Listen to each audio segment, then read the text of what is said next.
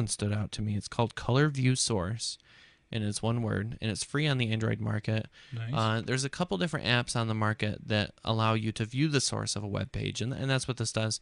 But this has that extra little feature that color codes the tags and everything, so that it helps you like skim through it easier. Super helpful. Yes. So I love it for testing how code comes out. Mm-hmm. For mobile devices and everything. When you're programming interfaces specifically for a mobile device, it's awesome. So the app works in a couple different ways. You can pop open a browser and go to a web page like, I don't know, theappshow.com/Android. And you can see our awesome site here.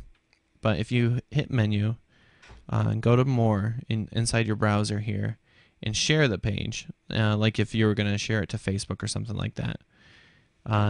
ColorViewSource comes up as an option to select here for the share intent. So you hit that, and it will actually feed the URL to the ColorSource app. The app will then download the web page, take the text and like render it out based on color codes. And this doesn't have any.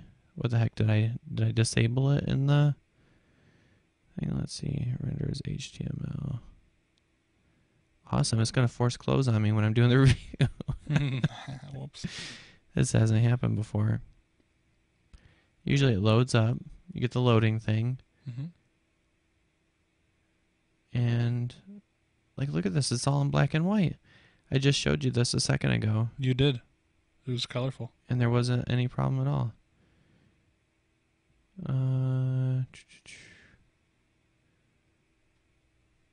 What the heck? See, I'm trying to scroll over too, to see the line numbers. There's no line number either. You broke it. I must have. So I don't know. I guess on a regular basis, this works. Let me pull up. I'll go down my recent list. It's taking way too long. Mm-hmm. There's got to be something with me popping in and out of those other apps that's causing a problem, because I didn't have any of these issues when I did it before. There it goes.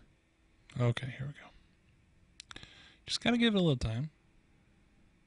So here we are. This makes a little bit of sense. If you can, I don't know if you can see that on here, but it's purple and blue and green and all the pretty colors that you like seeing when you're a coder trying to sift through a bunch of stuff to find what you're looking for. Yeah.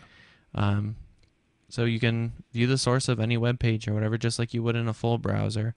And right here along the left side, it lists out all the different lines for the code. So again, you can easily track that stuff down.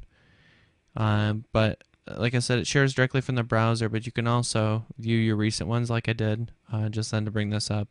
Or you can manually type in a URL by hitting that open URL. So, and if you have pages stored locally on your SD card, you can hit your file browser here and just find the file on the SD card, hit it, and it'll open it right up and show you the source. So it also has a word find feature, so you can search within the document. Oh, that's nice. So, and if you have an editor for these, you can hit edit, and it'll list out some of the stuff. ColorViewSource, it doesn't actually edit it itself, but it comes up as an option to open these HTML files in this HTML viewer or something else. I don't actually have an editor on the phone, which I know is funny. You'd think I would. Well, I mean, it seems like it would be kind of difficult to actually edit something right on the phone. Well, but you have FTP. Like, you can use and FTP to edit it and then push it up to some server or something. Yeah. That would be cool. Well, like in like Dreamweaver, it has the editor and FTP built right in. Yeah. Yeah. That would be cool. Yeah, I think that and FTP, that's a good one to probably review. I think we did that a long time ago, AFTP or and FTP. But it does have an editor built right into that. So you can edit HTML files and push them back up. So good stuff. But yeah, check it out on the market. It's great for developers or people that are really curious about how web pages are made. You like digging through that stuff. Yeah. So, and people have found what for some websites that do marketing or whatever, a lot of times they'll embed Yeah. clues and stuff in the source. Hmm. So, what the Lost game, when they were doing that kind of stuff, Oh yeah. so if there's anything like that, this is definitely a great tool to use if you're one of those internet scavenger hunters, or Yeah. treasure hunters or whatever. That's Who can funny. dig around in the source. So check it out.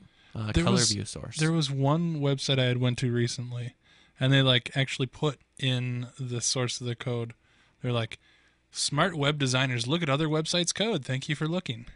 And I was like, "Awesome." Nice.